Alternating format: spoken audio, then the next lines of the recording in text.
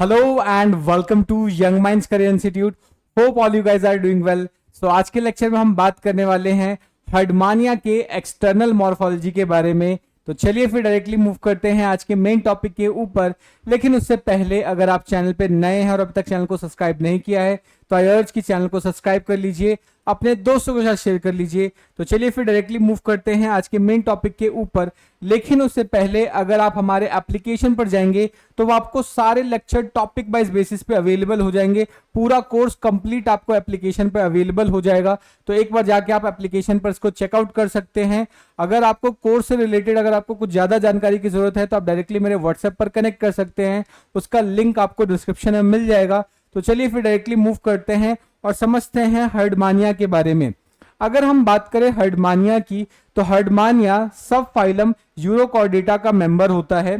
और ये जितने भी यूरोकॉर्डेटा के जो मेंबर्स होते हैं इनके बॉडी के ऊपर एक स्पेशल टाइप की प्रोटेक्टिव लेदर कवरिंग होती है जिसको हम ट्यूनिक बोलते हैं या इसको टेस्ट बोलते हैं।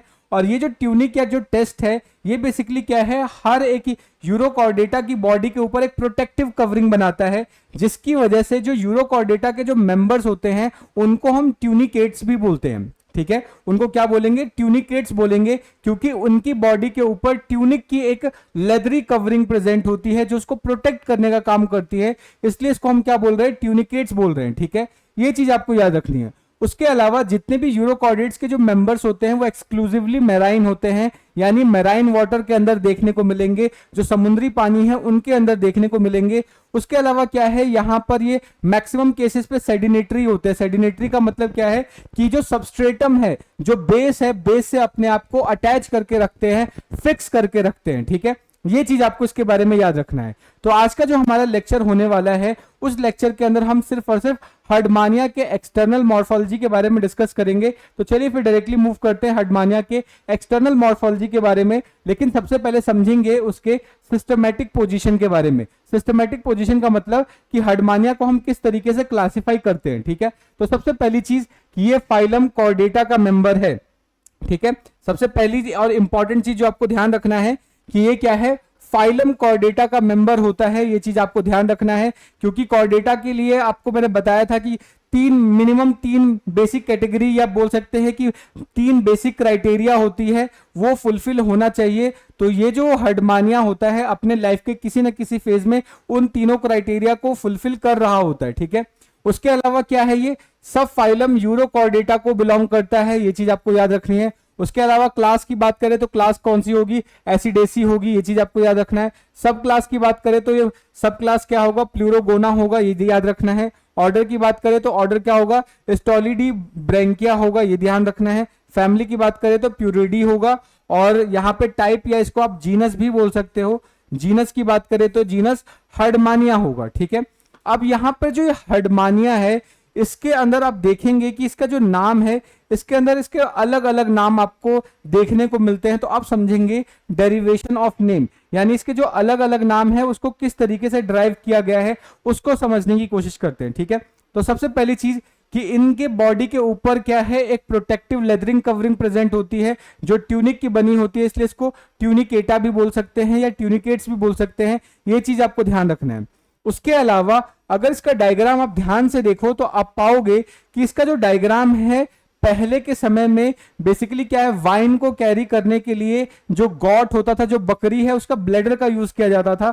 तो इसका जो स्ट्रक्चर है बेसिकली बकरी के ब्लैडर के जैसे लगता है, इसलिए इसको हम एसिडिया भी बोलते हैं। ठीक है, इसको हम क्या बोल सकते हैं, एसिडिया बोल सकते हैं। एसिडिया का सिंपल मतलब होता है pouch like structure, bag like structure. ठीक है, तो इसका जो स्ट्रक्चर है बैग लाइक या पाउच लाइक होता है। ठीक है, उसके अलावा इसको हम सी स्क्विड भी बोलते हैं। सी स्क्विड बोलने का रीजन ये है कि यहां पर आप देखेंगे कि दो ओपनिंग्स प्रेजेंट होती है, एक होता है आपका ब्रेंकियल अपर्चर और एक होता है एट्रियल अपर्चर। तो इसकी जगह से ये क्या है, पानी को बहुत तेजी से फव्वारे के तौर पे ये निकाल पाता है। ठीक है, जैसे ही यहां पर क्या होगा, कोई चीज अटक जाती है तो यहां पर नीचे की तरफ बहुत तेजी से ये प्रेस करता है। प्रेस करने से इन दोनों साइड से पानी बहुत तेजी से बाहर निकलता है, जिसकी वजह से इसको सी स्क्विड बोल सकते हैं। ठीक है, उसके अलावा इसको हम बेसिकली क्या बोल सकते हैं, सी टुलिप भी बोला जाता है। ठीक है, इसको सी टुलिप बोलने का रीजन ये है कि इसका जो कलर है, ठीक है, कलर ये थोड़ा सा रेडिश कलर का आपको देखने को मिलता है, जिसकी वजह से इसको हम सी ट्यूलिप भी बोलते हैं।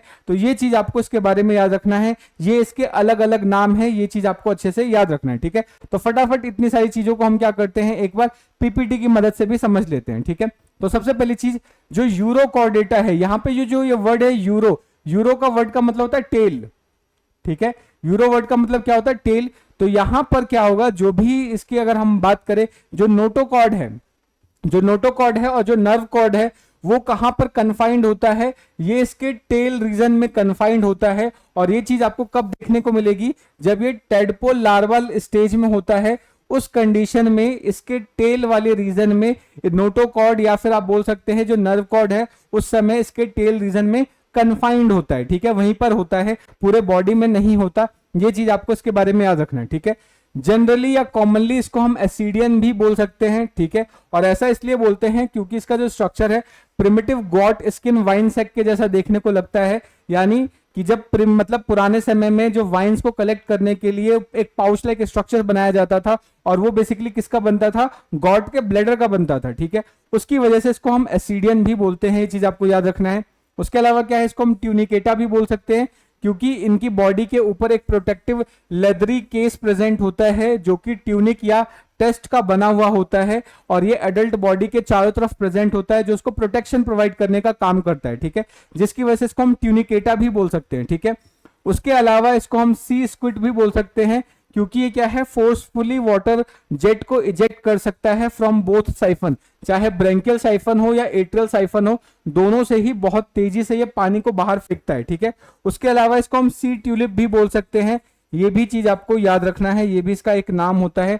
तो इनमें से कोई भी नाम इससे पूछा जा सकता है, ये चीज आप अच्छे से याद रखेंगे। ठीक है, सो आई होप आपको ये जो इसका नाम वाला जो पार्ट है अच्छे से समझ में आ गया होगा। अगर फिर भी कोई डाउट बन रहा है, कोई ऐसा पॉइंट है जो आपको समझ में नहीं आया, तो आप कमेंट करके बता सकते हैं। ठीक है, अब हम बात करेंगे इसके ज्योग्राफिकल डिस्ट्रीब्यूशन के बारे में, कि ये पाया कहां जाता है, कहां कहां पे डिस्ट्रीब्यूटेड है। ठीक है, तो हम देखते हैं कि ये मैक्सिमम मेराइन वाटर में प्रेजेंट होता है, तो ऑलमोस्ट हर जगह ये आपको देखने को मिल जाता है। ठीक है, तो अगर हम बात करें जो हर्डमानिया है, इसकी लगभग 12 नॉन स्पीसीज हैं पूरे वर्ल्ड वाइड। ठीक है, पूरे वर्ल्ड वाइड में हर्डमानिया की कितनी 12 नॉन स्पीसीज होती हैं, ये चीज आपको याद रखना है। लेकिन अगर हम बात करें उन 12 में से जो 4 ऐसी स्पीसीज हैं जो आपको इंडियन ओशियन के अंदर देखने को मिल जाता है। ठीक है, अब ये 4 स्पीसीज कौन कौन सी है, तो सबसे पहला है हर्डमानिया पैलिडा, उसके अलावा है हर्डमानिया मॉरिटाना, उसके अलावा हर्डमानिया सिलियोनिका, और उसके बाद क्या, हर्डमानिया इन्यूशिनेस। ठीक है, ये इस तरीके के 4 स्पीसीज हैं जो आपको इंडियन ओशियन में देखने को मिल जाता है। ठीक है, अब जितने भी हर्डमानिया की जो स्पीसीज है, ये आपको shallow water, shallow coastal water से डीप वाटर के बीच में देखने को मिल जाते हैं, ये चीज आपको याद रखना है। और सबसे इंपॉर्टेंट कि जो हर्डमानिया पैलिडा है वो आपको Indian ocean, Pacific ocean, Atlantic ocean, उसके अलावा बात करें कैरेबियन सी, इन सभी जगहों पर ये आपको देखने को मिल जाता है। ये इसका ज्योग्राफिकल डिस्ट्रीब्यूशन होता है। ठीक है, सो आई होप आपको ये पूरा पार्ट भी समझ में आ गया होगा। ये पूरा फैक्चुअल है, तो इसको हमें बस एज इट इज याद रखना होगा, ये चीज आपको इसके बारे में अच्छे से ध्यान करना है। ठीक है, नेक्स्ट अब बात करते हैं इसके हैबिट और हैबिटेट्स के बारे में। ठीक है, इसकी क्या हैबिट है और इसका क्या हैबिटेट है, उसको समझने की कोशिश करते हैं। ठीक है, तो सबसे पहली चीज कि जो हर्डमानिया होता है, अभी मैंने आपको बताया कि यूरोकॉर्डेटा के जो मेंबर्स होते हैं वो एक्सक्लूसिवली मैराइन होते हैं, सेडिनेटरी होते हैं। सेडिनेटरी का मतलब कि किसी भी सबस्ट्रेटम से फिक्स रहते हैं, अपने आप को फिक्स रखते हैं। उसके अलावा हर्डमानिया की बात करें तो ये ग्रेगेरियस होते हैं। ग्रेगेरियस का मतलब क्या है कि कहीं कहीं पर आप देखोगे कि जो हर्डमानिया है वहां पे लगभग 8 से 10 या हर्डमानिया एक साथ प्रेजेंट होता है, इसलिए इसको हम बोलते हैं ग्रेगेरियस होता है। ठीक है, तो ये चीज आपको याद रखना है कि जो हर्डमानिया पैलिडा है ये मैराइन होगा। ठीक है, उसके अलावा सोलिटरी हो सकता है, सोलिटरी का मतलब अकेला पाया जाने वाला। ठीक है, उसके अलावा सेडिनेटरी होता है, सेडिनेटरी का मतलब किसी सबस्ट्रेटम से, किसी बेस से अपने आप को ये फिक्स करके रखता है। ठीक है, उसके अलावा क्या है, ये आपको शैलो वाटर में देखने को मिल सकता है अलोंग द इंडियन कोस्ट, यानी इंडियन कोस्ट के अराउंड जो शैलो वाटर है वहां पर आपको हर्डमानिया पैलिडा देखने को मिल सकता है, ये चीज आपको याद रखना है। नेक्स्ट इंपॉर्टेंट चीज कि जो ये हर्डमानिया होते हैं वो सिलियरी फीडर होते हैं। सिलियरी फीडर का मतलब क्या है कि इनके पास स्पेसिफिक बहुत ज्यादा स्पेशलाइज सिस्टम नहीं होता। तो यहां पर होगा क्या कि ये जो पर्टिकुलर आप देखेंगे ब्रेंकियल साइफन, इस ब्रेंकियल साइफन की मदद से पानी एंटर करता है। अब पानी के अंदर ही जो फूड प्रेजेंट होता है उन्हीं फूड को ये कैप्चर करता है और उन्हीं फूड को कैप्चर करके ये खाता है, ठीक है। तो अभी क्योंकि पानी से फूड को कैप्चर कर रहा है इसलिए इसको हम क्या बोलते हैं, सीलियरी फीडर बोलते हैं, ठीक है। और बेसिकली ये किस पे डिपेंड करते हैं, माइक्रो ऑर्गेनिज्म पे डिपेंड करते हैं, जैसे कि डाई एटम्स हो गया, एल्गी हो गया, इनके ऊपर ये डिपेंड करते हैं अपने फूड के लिए, ठीक है। यानी ये बहुत ज्यादा मैक्रो ऑर्गेनिज्म को नहीं फीड करते, ये माइक्रो ऑर्गेनिज्म पे फीड करते हैं और ये बेसिकली क्या होते हैं, सीलियरी फीडर होते हैं। यानी पानी के अंदर जो प्रेजेंट फूड होता है उसको ये निकालते हैं, पानी के अंदर जो प्रेजेंट ऑक्सीजन है उसको ये निकाल के खाते हैं या उसको लेते हैं, ये चीज आपको याद रखना है, ठीक है। उसके अलावा इनको हम सी स्क्विड भी बोलते हैं। रीजन मैंने आपको समझा ही दिया है, क्योंकि ये जो दोनों रीजन है इससे ये पानी को बहुत तेजी से फोर्सफुली एक्सर्ट कर सकते हैं, इसलिए इसको हम सी स्क्विड भी बोलते हैं। ये चीज आपको इसके बारे में याद रखना है, ठीक है। नेक्स्ट इंपॉर्टेंट चीज कि जो हर्डमानिया है वो हर्माफ्रोडिटिक होता है। हर्माफ्रोडिटिक का मतलब कि इनकी सिंगल बॉडी के अंदर ही मेल और फीमेल रिप्रोडक्टिव स्ट्रक्चर प्रेजेंट होता है। तो हर्माफ्रोडिटिक का मतलब क्या होता है, both male and female reproductive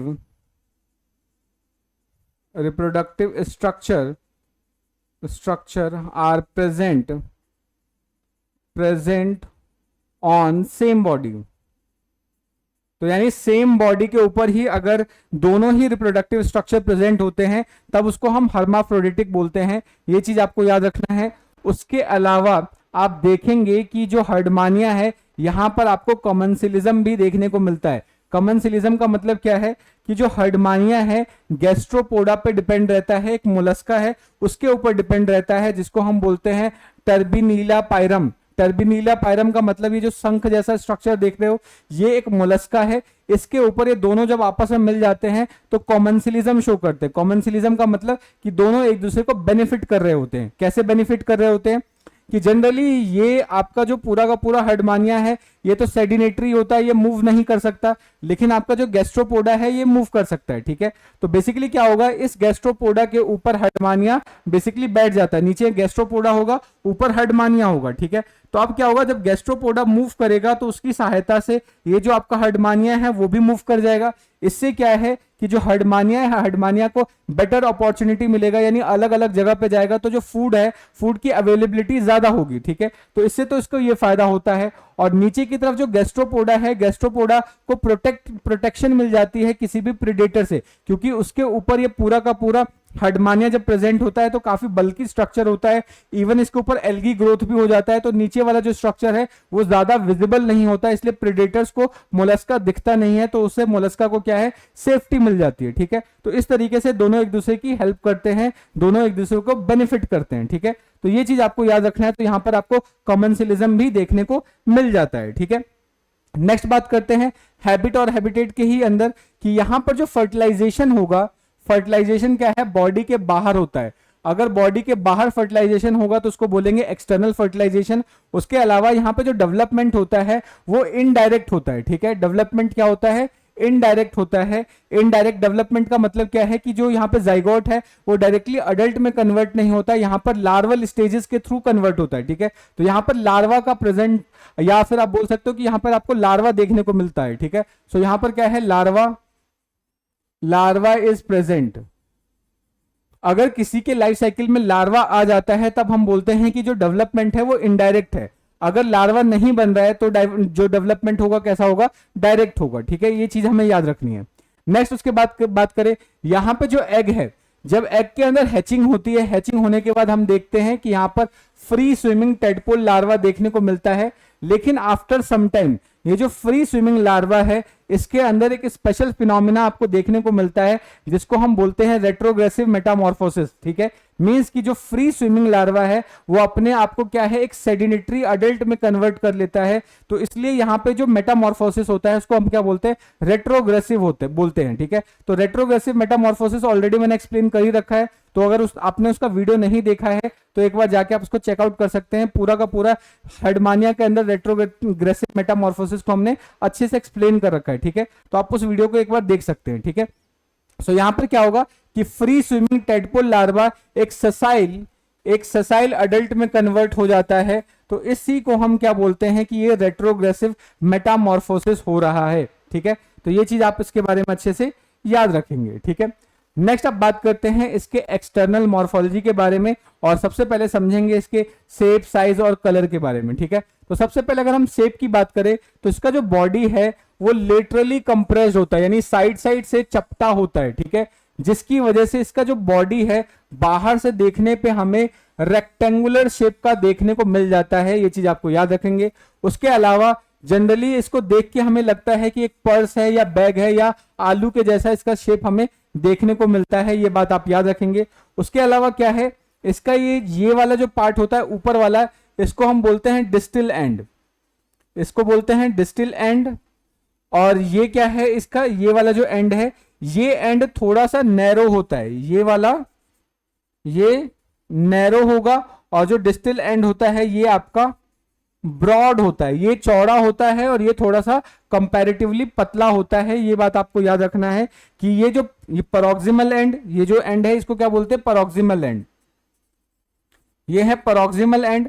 paroxysmal and इसका नैरो होता है, यानी जो फुट वाला रीजन होता है वो छोटा होता है, लेकिन ऊपर वाला जो डिस्टल एंड है, जो बॉडी प्रॉपर है, वो कैसा होता है, ब्रॉड होता है, फैला हुआ होता है। ये चीज आप इसके बारे में याद रखेंगे। ठीक है, तो यही लिखा है इसका मैंने, जो वन एंड होता है बेसिकली, जो अटैचमेंट एंड है, जो फुट वाला रीजन है वो स्लाइटली नैरो होता है, ये चीज आपको याद रखना है। लेकिन जो फ्री एंड होता है, जो बॉडी प्रॉपर होता है, वो थोड़ा सा फैला हुआ होता है, ब्रॉड होता है। ठीक है, ये चीज आप इसके बारे में याद रखेंगे। ठीक है, नेक्स्ट अगर हम साइज की बात करें तो साइज को अगर हम ध्यान से देखें तो ये, अगर हम एक एवरेज अडल्ट हर्डमानिया की बात करें तो हम देखेंगे कि वो 9.5 सेंटीमीटर लंबा होता है, लॉन्ग होगा।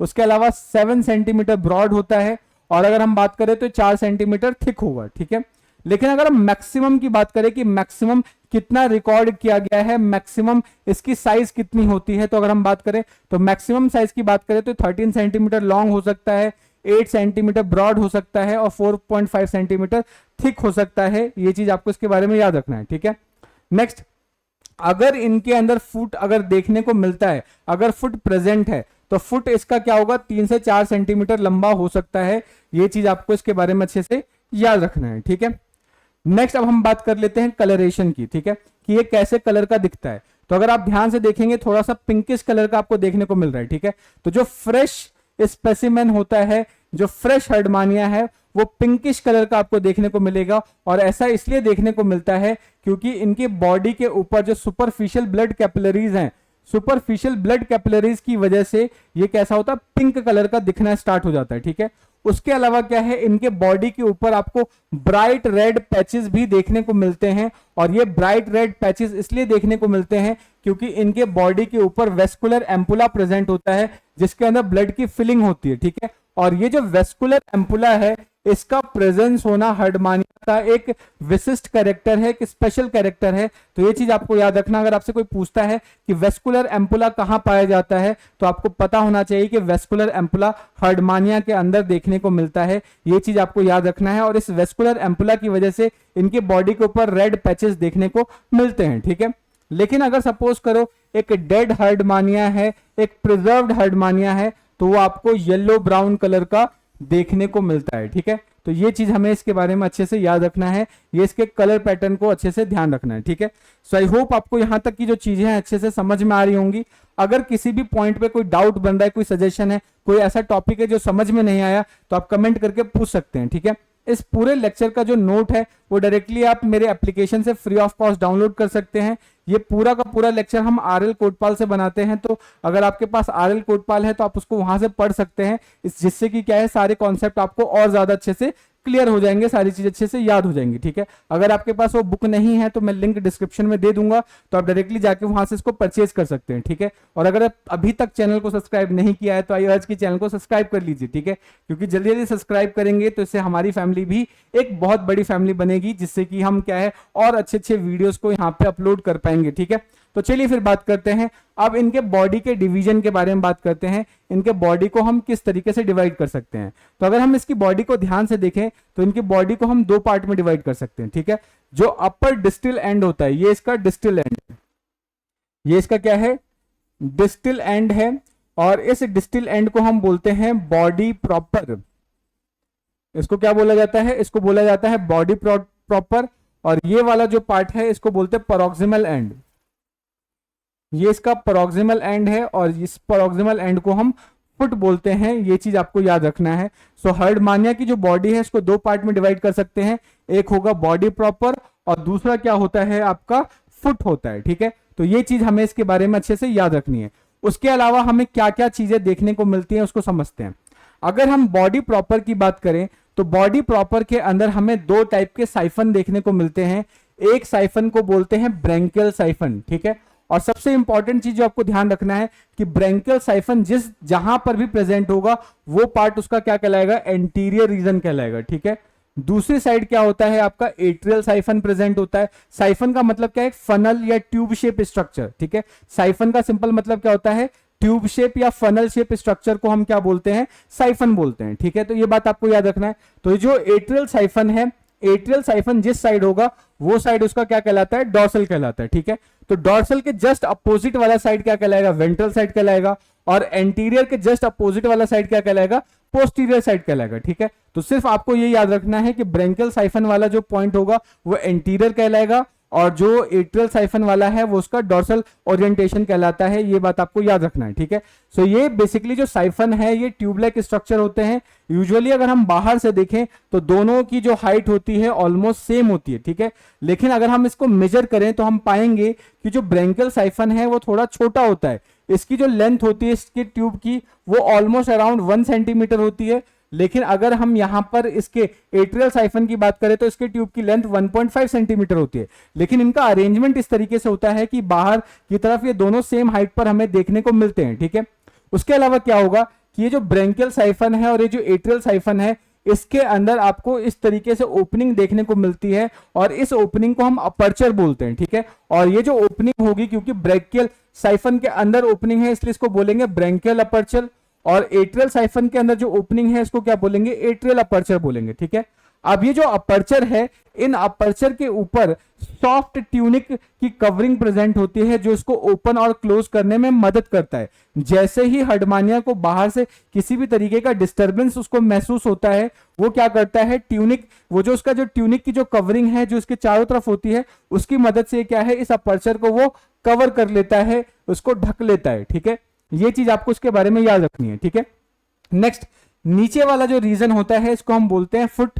और ये जो फुट का फॉर्मेशन है ये कंप्लीटली ट्यूनिक करता है। ठीक है, ये ट्यूनिक क्या है? जो प्रोटेक्टिव कवरिंग थी उस प्रोटेक्टिव कवरिंग की मदद से ही ट्यूनिक का फॉर्मेशन या जो फुट का फॉर्मेशन होता है। ठीक है, अभी जो फुट है वो देखने में काफी गंदा होता है देखने में, क्योंकि इसके अंदर क्या है? बहुत सारी चीजें, डस्ट पार्टिकल हो गया, सैंड हो गया, मड हो गया, उसके अलावा मोलस्क के सेल हो गए, ये सारी चीजें आके यहाँ पर चिपकी हुई होती है। ठीक है, अब एक और चीज आपको जो ध्यान रखनी है कि ये जो फुट है ये कंपैरेटिव बाकी बॉडी के कंपैरिजन में थोड़ा सा हैवी होता है, जिसकी वजह से ये क्या करता है? एंकरेज या और स्टेबिलिटी प्रोवाइड करने का ये काम करता है। ठीक है, तो ये चीज हमें इसके बारे में अच्छे से याद रखना है। अब इन्हीं सारी चीजों को हम क्या करते हैं? फटाफट पीपीटी की मदद से भी समझ लेते हैं। ठीक है, तो सबसे पहली चीज अगर हम बात करें कि जो डिस्टिल पार्ट है, बेसिकली जो बॉडी प्रॉपर है वो क्या होता है? डिस्टिल पार्ट होता है। ये चीज आपको याद रखना है और इसको हम बॉडी प्रॉपर बोलेंगे। ये वाला पार्ट ब्रॉड होता है और लंबा भी होता है कंपैरिजन टू फुट। ठीक है, ये बात आपको याद रखना है। नेक्स्ट, ये जो फ्री एंड होता है बॉडी प्रॉपर का, ठीक है, उसके अंदर आपको दो सिलेंड्रिकल प्रोजेक्शंस देखने को मिलते हैं जिनको हम ब्रैंकियल और एट्रियल साइफन बोल सकते हैं। साइफन का मतलब ट्यूब या फनल्स होता है। ठीक है, अब यहां पर क्या है? जो दोनों साइफन है वो दोनों सेम लेवल पे सिचुएटेड होते हैं, दोनों का जो लेवल होता है वो सेम होता है। ठीक है, लेकिन जो ब्रैंकियल या जिसको हम ओरल साइफन भी बोल सकते हैं, ध्यान रखना है कि ब्रैंकियल साइफन को हम ओरल साइफन भी बोल सकते हैं क्योंकि जो पानी है वो इसी के थ्रू एंटर करती है। ब्रैंकियल साइफन के थ्रू एंटर करेगा और ये जो एट्रियल साइफन है इसकी मदद से बाहर निकलता है। ठीक है, तो बेसिकली ये एज अ माउथ की तरफ वर्क करता है और ये एज अ एनस की तरफ वर्क करता है। आप इसको ऐसे समझ सकते हो। ठीक है, नेक्स्ट अगर हम बात करें तो ब्रैंकियल साइफन क्या होता है? छोटा होता है और इसकी लेंथ अराउंड 1 सेंटीमीटर होती है। ठीक है, ये बात आपको याद रखना है। इसके ऊपर जो टर्मिनल ओपनिंग होती है, यहाँ पे ये जो टर्मिनल ओपनिंग है इसको हम ब्रैंकियल अपर्चर बोलते हैं या इसको हम इनकरेंट ओपनिंग भी बोल सकते हैं। ये बात आपको याद रखनी है। ठीक है, नेक्स्ट अगर हम बात करें जो एट्रियल या जिसको हम क्लोइकल साइफन बोलते हैं वो बड़ा होता है और इसकी जो लेंथ है ऑलमोस्ट अराउंड 1.5 सेंटीमीटर लंबी होती है, ये चीज आपको याद रखनी है। उसके अलावा क्या है, इसके भी टर्मिनल ओपनिंग प्रेजेंट होते हैं जिसको हम एट्रियल अपर्चर बोलेंगे, यानी ये क्या है, एट्रियल अपर्चर कहलाएगा, ये चीज आपको याद रखना है, ठीक है। या फिर इसको हम एक्स करंट ओपनिंग भी बोल सकते हैं, ठीक है।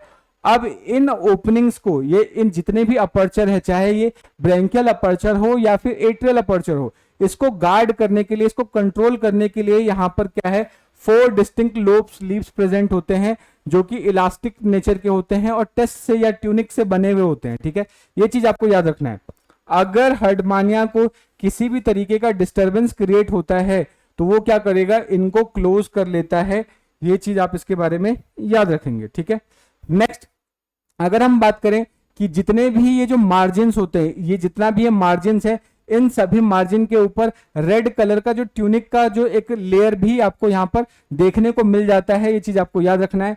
और सबसे इंपॉर्टेंट चीज कि जो ब्रैंकियल अपर्चर है, ये एट्रियल अपर्चर के कंपैरिजन में थोड़ा सा ज्यादा वाइड होता है, चौड़ा होता है, ताकि ज्यादा से ज्यादा पानी इफेक्टिवली अंदर एंटर कर सके, यहां से ज्यादा फूड और ऑक्सीजन अंदर की तरफ इफेक्टिवली सप्लाई हो सके, ठीक है। इसके लिए क्या होता है, जो ब्रैंकियल अपर्चर है वो थोड़ा सा वाइडर होता है as compared to atrial aperture, ठीक है, जिससे कि जो वाटर कैरिंग हो गया, जिसमें फूड ऑक्सीजन लेके जाता है, वो इजिली अच्छे से ले जा सके, ठीक है। तो ये चीज आपको याद रखना है।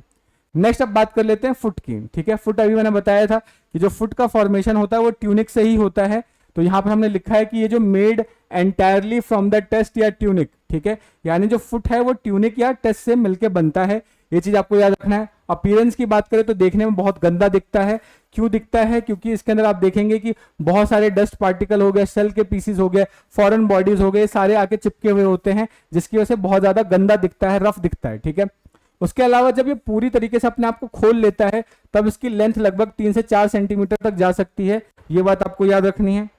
नेक्स्ट, अब ये करता क्या है, किस तरीके से फॉर्मेशन होता है फुट की, फुट कभी बन भी रहा होता है, कभी नहीं भी बन रहा होता है, डिपेंड करता है कि जो हर्डमानिया है कैसे सरफेस पे है। अगर हर्डमानिया हार्ड सबस्ट्रेटम से कनेक्टेड है तो उस केस में फुट नहीं बनता, फुट एब्सेंट होता है, ये बात आपको याद रखना है। उस केस में क्या है, जो बॉडी है, ये जो डायरेक्टली इसकी जो बॉडी है उसका जो कॉन्केव सरफेस है वो डायरेक्टली सबस्ट्रेटम से कनेक्ट हो जाता है। लेकिन अगर सरफेस कैसा है, बेस कैसा है, सैंडी है यानी हल्का है, तो उस केस में क्या होता है, फुट प्रेजेंट होता है और ये इसको एंकरेज करने का काम करता है, इसको बेसिकली स्टेबिलिटी प्रोवाइड करने का काम करता है, ये चीज आपको याद रखना है, ठीक है। सो यहाँ पे फुट का प्राइमरी फंक्शन क्या है, ये अटैचमेंट और एंकरेज प्रोवाइड करता है और उसके अलावा बैलेंस में भी हेल्प करता है। बैलेंस में कैसे हेल्प करता है कि जो फुट वाला रीजन है बाकी बॉडी के कंपैरिजन में ज्यादा हैवी होता है, जिसकी वजह से सबस्ट्रेटम से अटैच रहता है, इसको बेसिकली क्या है, लूज नहीं होने देता, इजिली से वाइप आउट होने नहीं देता, इसको बचा के रखने का काम करता है, इसलिए इसको ये क्या करता है, बैलेंस प्रोवाइड करने का काम करता है, ठीक है। तो इसी के साथ हमारा जो आज का जो लेक्चर है एक्सटर्नल मॉर्फोलॉजी ऑफ हर्डमानिया वो यहीं पे समाप्त होता है। होप आपको सारे पॉइंट अच्छे से क्लियर हो गए होंगे। अगर फिर भी कोई डाउट बन रहा है, कोई सजेशन है तो आप कमेंट करके बता सकते हैं। मिलते हैं नेक्स्ट वीडियो में, तब तक के लिए जय हिंद दोस्तों, थैंक यू।